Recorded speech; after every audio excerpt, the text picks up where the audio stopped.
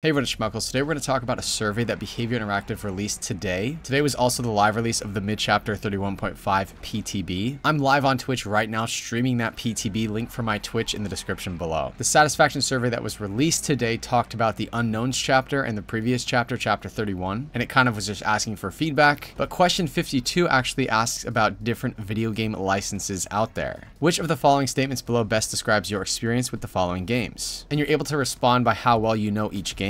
These were the games that were on this list: Escape the Backrooms, Enshrouded, Pacific Drive, Hunt Showdown, Valheim, 7 Days to Die, Lethal Company, Deep Rock Galactic, Five Nights at Freddy's Security Breach, Left 4 Dead, Phasmophobia, Payday 2, Helldivers 2, The Forest / Sons of the Forest. It's pretty crazy to see the list of these video games on a Dead by Daylight survey. There's a combination of reasons why these video games could have actually appeared on the survey. One is they could be kind of testing the waters for upcoming possible collaborations in the core game Dead by Daylight. Two is they sort of could be designing original chapters that are similar to these kinds of games. And by getting this sort of information from the Dead by Daylight player base, they can sort of tailor original chapters that are similar aesthetically to some of the games on this survey. And three is they could be sort of trying to collaborate with these games and these IP holders to put Dead by Daylight content in their games. Like Singularity and Dredge would fit really well in Lethal Company. Some of the survivors in Dead by Daylight could fit in Left 4 Dead. And I wonder if Hunt Showdown could have some Dead by Daylight skins in that game or something like that. I actually don't know all of these franchises super well, but from the ones that I do know, it seems like they could have characters that would actually make sense to be licensed into the core game Dead by Daylight. Like from the video game titles that I actually know and recognize, it seems like there are pretty clear ideas for monsters that could potentially come in as killers in the game DBD.